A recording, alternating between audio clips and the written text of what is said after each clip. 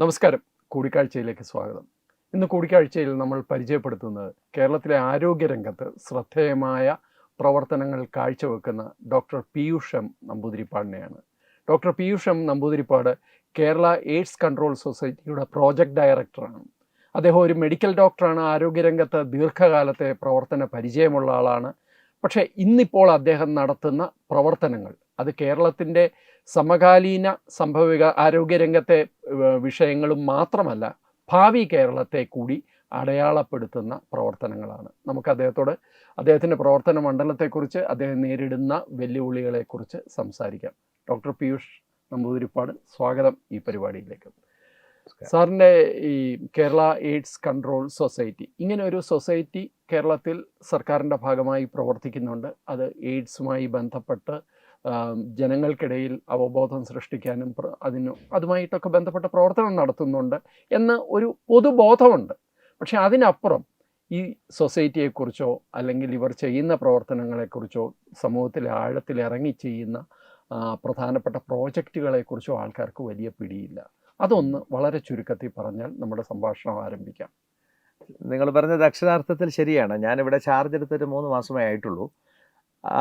ഞാനിവിടെ വന്നപ്പോഴേ ഞാൻ ശ്രദ്ധിച്ചൊരു കാര്യം, ഇത്രത്തോളം മഹത്തരമായ പ്രവർത്തനങ്ങൾ നടത്തുന്ന ഒരു HIV നിയന്ത്രണ സൊസൈറ്റി, അവർ ചെയ്യുന്ന നല്ല പ്രവർത്തനങ്ങൾ എത്രയോ വർഷങ്ങളായിട്ട് അവർ ചെയ്തുകൊണ്ടിരിക്കുന്നു, സർക്കാർ ചെയ്തുകൊണ്ടിരിക്കുന്നു. പക്ഷേ അത് വേണ്ടത്ര രീതിയിൽ നമ്മുടെ കേരളത്തിലെ ജനത അത് മനസ്സിലാക്കുന്ന ഒരു സാഹചര്യം കാണുന്നില്ല എന്നുള്ളത് എന്നെ അത്ഭുതപ്പെടുത്തിയിട്ടുണ്ട്. അവരുടെ പ്രവർത്തനങ്ങളും അവരുടെ ഉദ്ദേശ ലക്ഷ്യങ്ങളും മനസ്സിലാക്കിക്കൊണ്ട് അത് വേണ്ടത്ര ഉണ്ടായിരുന്നുവോ എന്ന് നിങ്ങൾ പറയുന്ന പോലത്തെ ഒരു സംശയം എനിക്കും ഇല്ല എന്ന് പറയാൻ കഴിയില്ല.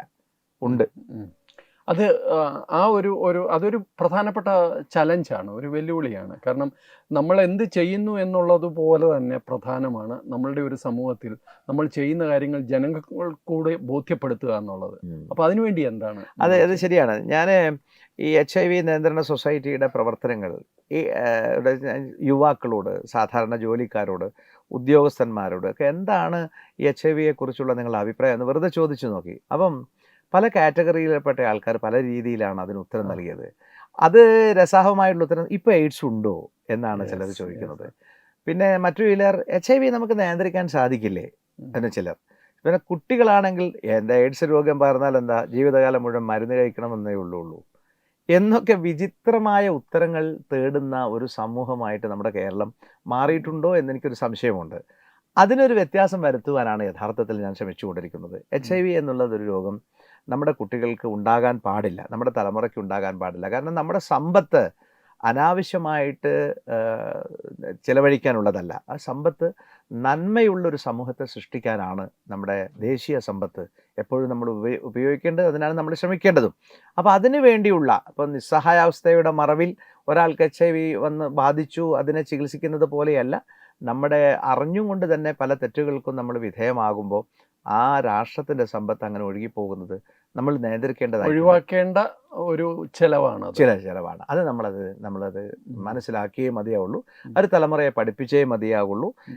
മാത്രമല്ല, വിദ്യാഭ്യാസത്തിൽ കാതലായ ചില ലക്ഷ്യങ്ങൾ നമുക്കുണ്ടാകേണ്ടതായിട്ടുണ്ട്. നമ്മുടെ സംസ്കാരത്തെപ്പറ്റി, നമ്മുടെ ജീവിതാവസ്ഥയെക്കുറിച്ച്, നമ്മുടെ നേരിടുന്ന ചില ആരോഗ്യ പ്രശ്നങ്ങളെക്കുറിച്ച് നമുക്ക് നമ്മുടെ തലമുറ കൃത്യമായ ബോധ്യം നമുക്കുണ്ടാകണം, എല്ലാ അർത്ഥതലങ്ങളിലും.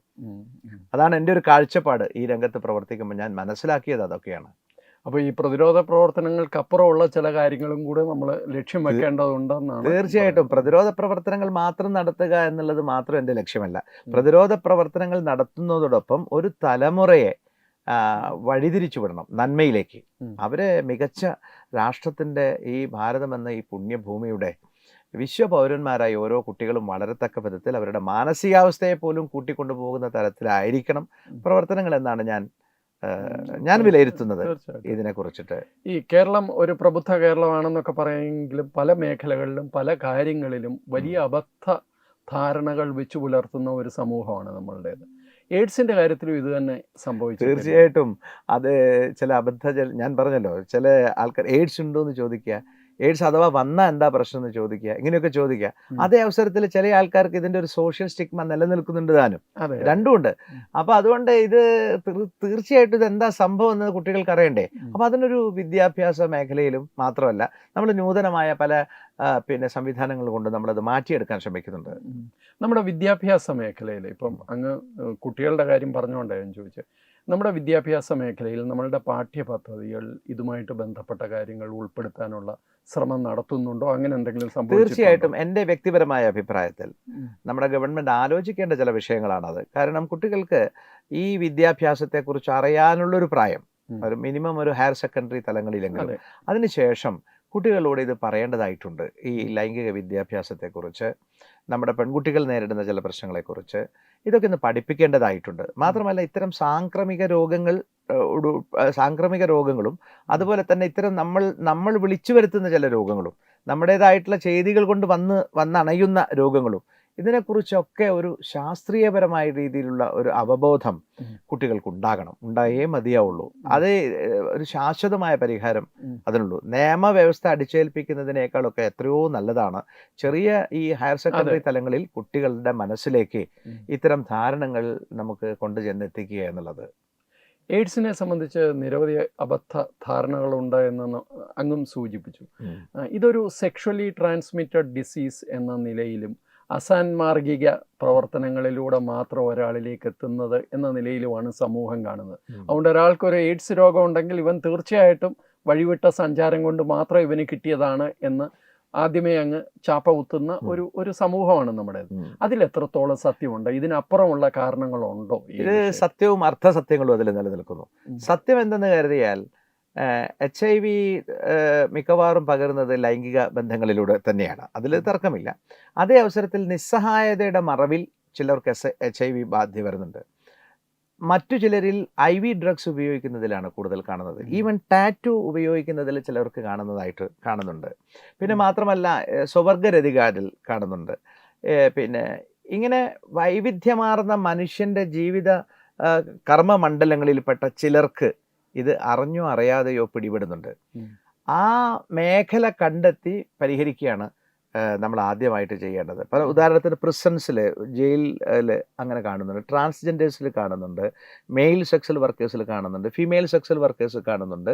ഇതൊന്നും അല്ലാതെ കുടുംബജീവിതം നയിക്കുന്നവർക്ക് അറിഞ്ഞോ അറിയാതെയോ വരുന്നുണ്ട്. അറിയാതെ ചില സന്ദർഭങ്ങളിൽ ഈ രക്തം കയറ്റിയ ചിലപ്പോൾ വളരെ വളരെ അപൂർവമായിട്ട് അങ്ങനെ കാണുന്നുണ്ട്. അതുപോലെ തന്നെ IV ഡ്രഗ്സ് ഉപയോഗിക്കുന്നവരിൽ കാണുന്നുണ്ട്.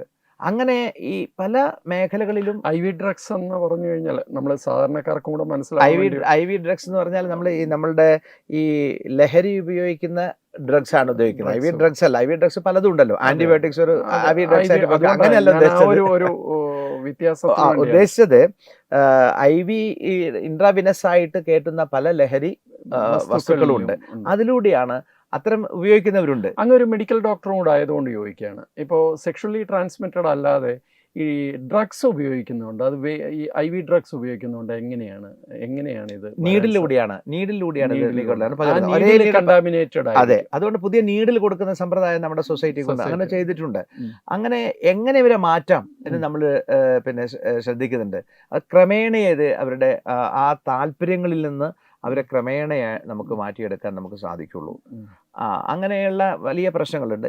പിന്നെ മാത്രമല്ല ഇതിൻ്റെ ചില സങ്കീർണമായ വശങ്ങൾ പലതും ഇപ്പോഴും നിലനിൽക്കുന്നുണ്ട്. ഇപ്പോൾ കുടുംബജീവിതം നയിക്കുമ്പം സാധാരണഗതിയിൽ ഒരു ഗർഭിണിയെ ഒരു ആശുപത്രിയിൽ കൊണ്ടുവരുമ്പം HIV ടെസ്റ്റ് നമ്മൾ ചെയ്തു നോക്കും. രക്തം നമ്മൾ കൊടുക്കുമ്പോൾ HIV ടെസ്റ്റുകൾ നമ്മൾ പരിശോധിച്ച് നോക്കും. ഇങ്ങനെ ഇപ്പോൾ അങ്ങനെ നോക്കുമ്പോൾ ചില ആൾക്കാർക്ക് പോസിറ്റീവായിട്ട് കണ്ടു കഴിഞ്ഞാൽ ഉടനെ തന്നെ നമുക്ക് അവരോട് റിവീൽ ചെയ്യാൻ പറ്റില്ല. അവരുടെ പിന്നെ ഭർത്താവിനോട് ചോദിക്കും. ഭർത്താവിന് വന്നാൽ അത് അവരോട് കാര്യങ്ങൾ ഡിസ്ക്ലോസ് ചെയ്യും. അങ്ങനെ നമ്മളിതൊക്കെ പരിശോധിച്ച് നോക്കുമ്പോൾ അത് ആ കുടുംബത്തിൽ വരുന്ന അസ്വസ്ഥതകളുണ്ട്. അത് മാറ്റിയെടുക്കാൻ സമയം പിടിക്കുന്നുണ്ട്.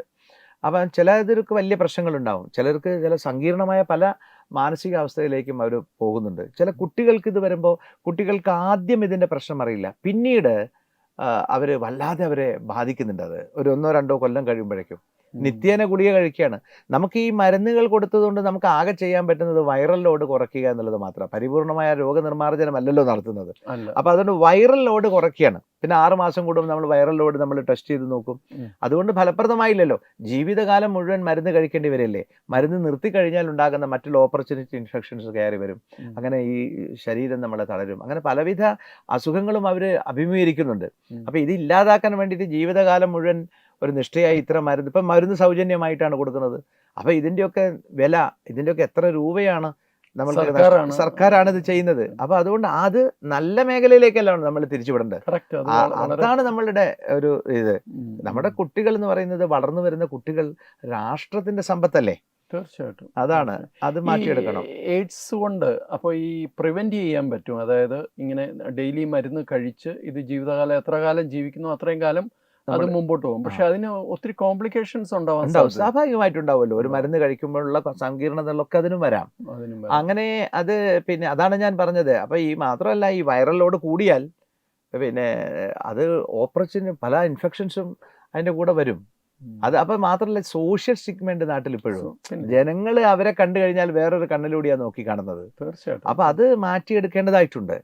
അത് പകരുന്ന രോഗമൊന്നും അല്ലല്ലോ. ഇത് നമ്മുടേതായിട്ടുള്ള ഒരു സിസ്റ്റത്തിലൂടെ വന്നു കയറുന്നതാണ്. അപ്പൊ നമുക്കത് നിയന്ത്രിക്കാൻ കഴിയണം. ഇത് പകരില്ല എന്നുള്ളത് പോലും ഇപ്പോഴും അത്ര പൂർണ്ണ ബോധ്യമുള്ള കാര്യമല്ല. അല്ല അവര് ചില അത് മാറ്റിയെടുക്കാൻ തന്നെ നമ്മൾ ഒരുപാട് ശ്രമിച്ചിട്ടുണ്ട്.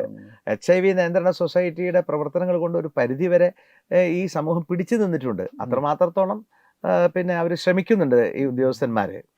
അങ്ങ് ആരോഗ്യ മേഖലയിൽ പ്രവർത്തിച്ച ആളാണ്, നിരവധി രോഗികളെ കണ്ടിട്ടുള്ള ആളാണ്. അതൊക്കെ പരസ്യമായിട്ട് നമ്മൾ രോഗികളെ കാണാം, അവരുടെ അസുഖം എന്താണെന്ന് വെച്ച് കഴിഞ്ഞാൽ ചോദിച്ചാൽ അതിന് മരുന്ന് നിർദ്ദേശിക്കുക, അതിനകത്ത് ഒരു രഹസ്യ സ്വഭാവം. പക്ഷെ ഇപ്പോൾ ഈ പ്രവർത്തിക്കുന്ന മേഖലയിലെ നിങ്ങൾ കാണുന്ന ആൾക്കാരെ, നിങ്ങൾ ബന്ധപ്പെടുന്ന ആൾക്കാരെ, നിങ്ങൾ ട്രീറ്റ് ചെയ്യുന്ന അല്ലെങ്കിൽ നിങ്ങൾ കൗൺസിലിംഗ് കൊടുക്കുന്ന ആൾക്കാർ, ഇവരെക്കുറിച്ചൊന്നും പുറത്ത് പറയാൻ പറ്റില്ല. ഒരു രഹസ്യം. അതൊരു വലിയ വെല്ലുവിളിയല്ല, അത് നിയമമാണ്. അതെ, അതെന്താ വെച്ചാൽ ആ സ്റ്റിഗ്മ നിലനിർത്തുന്നത് കൊണ്ടും ജനങ്ങൾ പരിഭ്രാന്തരാകണ്ട എന്നുള്ളത് കൊണ്ടുമായിരിക്കണം അങ്ങനത്തെ ഒരു നിയമ സംഹിത വന്നിട്ടുള്ളത്. പക്ഷെ അത് നല്ലതാണ്. കാരണം നമ്മൾ ആരോടും പറയുന്നില്ലല്ലോ. നമ്മളുടെ അടുത്ത് വന്ന ഈ പ്രശ്നങ്ങളൊന്നും നമ്മൾ ആരോടും പറയുന്നില്ല. അപ്പോൾ അതുകൊണ്ട് പക്ഷേ അത് അങ്ങനെ നമ്മൾ പറയാതിരിക്കുമ്പോൾ പോലും ആ രോഗത്തിൻ്റെ വിഷമങ്ങളെക്കുറിച്ച് നമ്മൾ പറഞ്ഞേ മതിയാവുള്ളൂ. അതിൻ്റെ കാഠിന്യം, അതിൻ്റെ ബുദ്ധിമുട്ടുകൾ, അതിൻ്റെ സങ്കീർണതകൾ, അതിൻ്റെ കോംപ്ലിക്കേഷൻസ് ഒക്കെ നമ്മൾ പറഞ്ഞ് മനസ്സിലാക്കി അതിലേക്ക് അത് ആ സാഹചര്യത്തിലേക്ക് പിന്നെന്താ നയിക്കുന്നൊരവസ്ഥ നമ്മൾ തടഞ്ഞേ മതിയാവുള്ളൂ. ഒരു നിമിഷത്തിൻ്റെ സുഖം അത് ഒരു പരിപൂർണമായ ജീവിതത്തിൻ്റെ ഒരു വലിയ ദുരന്തത്തിലേക്ക് കൊണ്ടുപോകുന്ന ഒരു അവസ്ഥ സംജാതമായിക്കൂടാ. നമുക്ക് നിയന്ത്രിക്കാൻ പറ്റുന്ന കാര്യമാണ്. അങ്ങ് കുട്ടികളുടെ കാര്യവും ചെറുപ്പക്കാരുടെ കാര്യവും പറഞ്ഞു. പക്ഷെ അവർ മാത്രം ഒതുങ്ങി നിൽക്കുന്ന ഒരു അവസ്ഥയാണോ? അല്ല. കുട്ടികൾക്ക് ഈ കാലഘട്ടത്തിൽ കുട്ടികളുടെ ഇടയിൽ ഇതിൻ്റെ ഒരു ഹൈക്കുണ്ട്. അത് മയക്കുമരുന്നിൻ്റെ ഒരു ഭാഗമാണ്. നേരത്തെ പറഞ്ഞ പോലെ IV ഉപയോഗിച്ചിട്ട് ലഹരി മരുന്നുകളാണ്. കുട്ടികൾ പല ഗുളികകളും കഴിച്ചിട്ട് ലഹരിക്ക് അടിമയാകുന്നുണ്ട്. മാത്രം ഇതിനൊക്കെ ഇതൊന്നും വലിയ പ്രശ്നമല്ല എന്ന് ചിന്തിക്കുന്ന ഒരു തലമുറ വളർന്നു വരുന്നുണ്ട്. ഇതൊക്കെ ഒരു തരത്തിൽ ചിന്തിക്കുന്നവരുണ്ട്. അപ്പം ഇതൊക്കെ കൂടിച്ചേർന്നിട്ടുള്ള ഒരു വികാരമുണ്ട്. അപ്പൊ അതിൻ്റെ ഇടയിൽ നിന്നുകൊണ്ട് അങ്ങനെയല്ല, നിങ്ങൾ അങ്ങനെ പോകരുത് എന്ന് പറയുന്ന ഒരു സാധ്യതയാണ് സത്യം പറഞ്ഞാൽ ഞാൻ തേടിക്കൊണ്ടിരിക്കുന്നത്. ഈ തീർച്ചയായിട്ടും ഇതിനൊരു രഹസ്യ സ്വഭാവമുണ്ട്. എങ്കിലും കേരളത്തിലെ ഈ എയ്ഡ്സ് ബാധിച്ചവരുടെ ഒരു എണ്ണം എന്ന് പറയുന്നത് അത് വലിയ അലാമിംഗ് ആയിട്ടുള്ള ഒരു കണക്കാണോ? ഇപ്പോഴല്ല, പക്ഷേ ഇത് കൂടി വരുന്നുണ്ട്. അപ്പം ഇപ്പോഴ് അങ്ങനത്തെ നമുക്ക് നിയന്ത്രിക്കാൻ പറ്റുന്ന രീതിയിലെ കാര്യങ്ങളൊക്കെ ഉള്ളൂ. പക്ഷേ ഈ ചെറുപ്പക്കാരുടെ ഇടയിൽ 15-ന്റെയും 25 വയസ്സിൻ്റെ ഇടയിലുള്ള തലമുറയ്ക്ക് ഇത് കൂടി വരുന്നുണ്ട്. അതാണ് നമ്മളെ ഇരുത്തി ചിന്തിപ്പിക്കുന്നതും. അത് കുറയ്ക്കുവാൻ ഒരാളെ പോലും പുതിയ കേസില്ലാത്ത വിധത്തിൽ നമ്മുടെ വിദ്യാഭ്യാസത്തെ അല്ലെ നമ്മുടെ പ്രവൃത്തികളെ കൂടുതൽ ഒരു തലമുറയിലേക്ക് അഴിച്ചുവിട്ട് അത് ഇല്ലാതാക്കാൻ വേണ്ടിയുള്ള കഠിന ശ്രമമാണ് ഇപ്പം നടത്തിക്കൊണ്ടിരിക്കുന്നത്. അപ്പോൾ വളരെ കൃത്യമായിട്ട് അവരെ ഫോക്കസ് ചെയ്തുള്ള പ്രോഗ്രാംസ് ഉണ്ട് എയ്ഡ്സ് കൺട്രോൾ. അവരെ മാത്രമല്ല, ഈ തലമുറയെ മാത്രമല്ല, സമൂഹത്തിൽ മൊത്തം ഫോക്കസ് ചെയ്തുകൊണ്ടാണ് ഇപ്പോഴും പ്രവർത്തിക്കുന്നത്.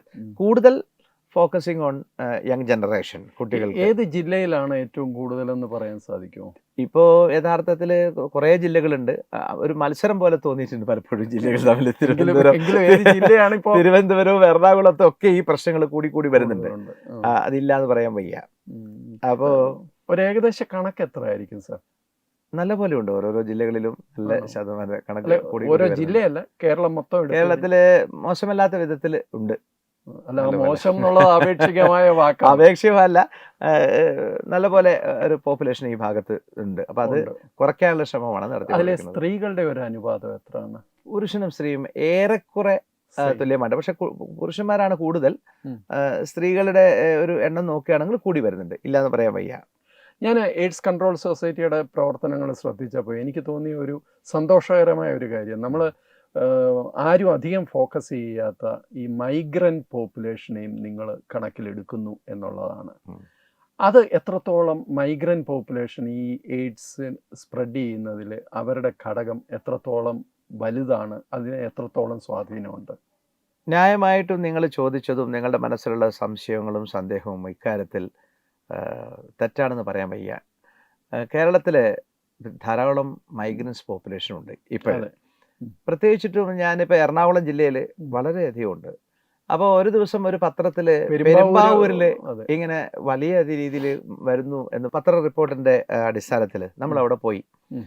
അവിടെ പോയിട്ട് ഒരു മൈഗ്രൻസ് പോപ്പുലേഷനിൽ ഉം. നമ്മൾക്കൊരു ആധികാരികപരമായിട്ട് നമ്മളൊരു പഠനം നടത്താൻ നമ്മൾ തീരുമാനിച്ചു, ഒരു ക്യാമ്പ് നടത്താൻ തീരുമാനിച്ചു. നമ്മുടെ ഓഫീസിൽ എല്ലാവരെയും കൂട്ടിക്കൊണ്ടുപോയി അവിടെ ക്യാമ്പ് ചെയ്യിച്ചു. അതിൻ്റെ ഒരു സ്റ്റാറ്റിസ്റ്റിക്സ്, ഒരു കണക്കെടുത്തു.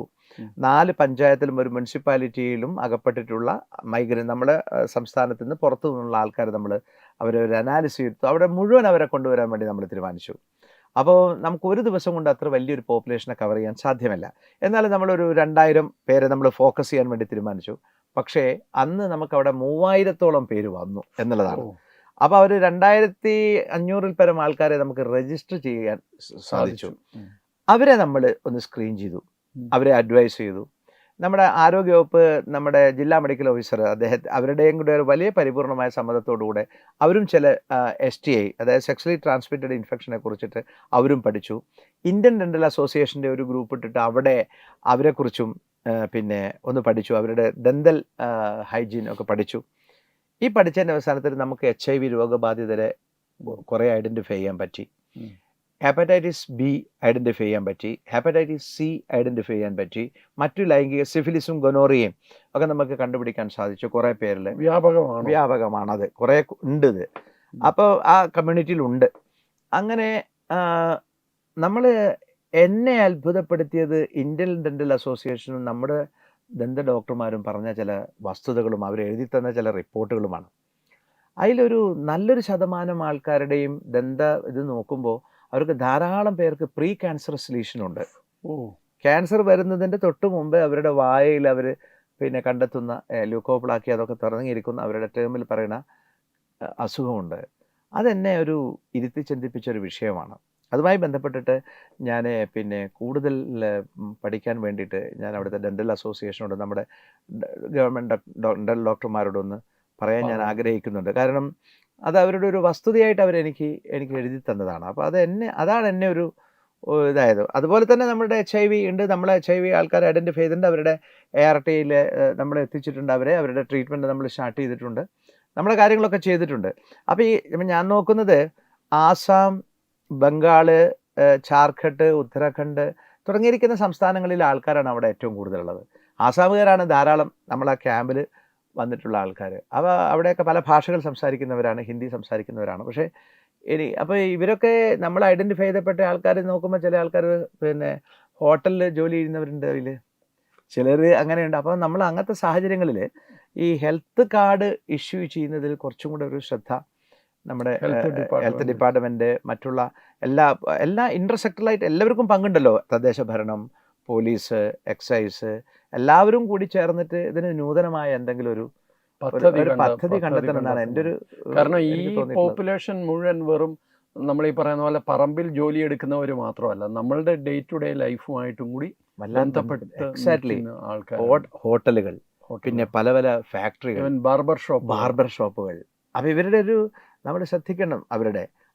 അതിലൂടെ നമുക്ക് വരാലോ ഇതൊക്കെ. അപ്പം പിന്നെ അവരെ കുറിച്ച് നമ്മളൊന്ന് പഠിക്കേണ്ടതായിട്ടുണ്ട്. നമ്മളും ഇതുപോലെ പല സംസ്ഥാനങ്ങളിലും അവരെ സംബന്ധിച്ചിടത്തോളം നമ്മൾ മൈഗ്രൻസ് ആണ്. അപ്പോൾ പോകുന്നത്. പക്ഷെ നമ്മൾ മലയാളികൾ ആരോഗ്യ കാര്യത്തിൽ ബഹുദൂരം മുമ്പിലാണല്ലോ, അവരുടെ വൃത്തിയുടെ കാര്യത്തിലും. ഇതിൽ മാത്രമല്ല, ചില കമ്പനികൾ ഈ ഞങ്ങളുടെ ഈ ക്യാമ്പ് നടത്തുമ്പം അവർക്ക് സോപ്പ്, മറ്റുള്ള ആഹാര പദാർത്ഥങ്ങൾ അവിടെ Sponsor കൊടുത്തിട്ടുണ്ട്, ചെയ്യുന്നു. സ്പോൺസർ ചെയ്ത് കൊടുത്തിരുന്നു. അവർ അതിൽ രസാവമായിട്ടുള്ള പല അനുഭവങ്ങളും എനിക്ക് അക്കാര്യത്തിൽ ഉണ്ടായിട്ടുണ്ട്. അപ്പൊ ഇവര് ഈ വായയിൽ പൊടിയൊക്കെ മറ്റേ പിന്നെ വെച്ച് പോകുന്ന പാൻ പരാഗ് പല സംവിധാനം ചെയ്യുന്നവരാണ്. അപ്പം നമ്മൾ കൊടുത്തിരിക്കുന്ന ഞാനൊരു ഒരു ഒരാളെ കണ്ടു. അയാൾ ഈ നമ്മൾ ഈ അവർക്ക് ഈ മുളക് പൊടി, മഞ്ഞപ്പൊടി തുടങ്ങിയിരിക്കുന്ന പല സാധനങ്ങൾ ഈ കിറ്റിലുണ്ടാവുമല്ലോ. അപ്പം ഈ പൊടി ഇത് കഴിക്കുന്നതെന്ന് വിചാരിച്ചാൽ അയാളോട് അറിയാതെ മുളക് പൊടി വായിലിട്ട് പോയി. ഞാനത് കാണുമ്പോൾ എനിക്ക് വലിയ സങ്കടം വന്നു. അപ്പം അവർ നിത്യം ഇത് ഉപയോഗിക്കുന്നുണ്ടെന്നല്ലേ അതിൻ്റെ അർത്ഥം. തീർച്ചയായിട്ടും എന്തെങ്കിലുമൊക്കെ ലഹരി ഉപയോഗിക്കുന്നുണ്ടാവുമല്ലോ. തീർച്ചയായിട്ടും. അപ്പോൾ ആ സംവിധാനങ്ങൾ അവർ ശക്തമായ IEC ആക്ടിവിറ്റീസ് അവിടെ നമ്മൾക്ക് നടത്തിയേ മതിയാവുള്ളൂ. അല്ല പ്രത്യേകിച്ച് അവരുടെ മേഖലകളിൽ ഇതിന്റെ ഫണ്ടിങ് കേന്ദ്ര സർക്കാർ വളരെ ശക്തമായി ഈ കാര്യത്തിൽ ഒരു ഇതെടുക്കുന്നു. തീർച്ചയായിട്ടും നമ്മുടെ ബഹുമാനപ്പെട്ട കേരളത്തിലെ ആരോഗ്യ ഡിപ്പാർട്ട്മെൻറ്റ്, ആരോഗ്യമന്ത്രി ആയിക്കൊള്ളട്ടെ, കേരള ഗവൺമെൻറ് ആയിക്കൊള്ളട്ടെ, ശക്തിയായി ഇതിൽ നമ്മളോട് ഇടപെടാൻ പറയുന്നുണ്ട്. അവർ കൃത്യമായിട്ട് നമ്മുടെ ആ സിസ്റ്റം, അതുപോലെ തന്നെ ഭാരത സർക്കാരും ഇത് കൃത്യമായിട്ട് ഇതിന് പ്രത്യേകിച്ചിട്ടുള്ള പിന്നെ സെക്ഷനുണ്ട്. കൃത്യം ഈ മൈഗ്രൻസ് പോപ്പുലേഷൻ്റെ സ്ക്രീനിങ് ഒക്കെ അവരും പറയുന്നുണ്ട്. ഇരു സർക്കാരുകളും നമ്മുടെ സർക്കാർ ആരോഗ്യ വളരെ കൃത്യമായിട്ട് ചെയ്യുന്നുണ്ട്. കേരളത്തിന്റെ ആരോഗ്യ മേഖല നമ്മുടെ ഒരു അഭിമാനമാണ്. കേരള ഹെൽത്ത് സർവീസസ്, ബഹുമാനപ്പെട്ട കേരള സർക്കാർ എല്ലാം ഭംഗിയായിട്ട് നമ്മുടെ പിന്നെ മോണിറ്റർ ചെയ്യുന്നുണ്ട്.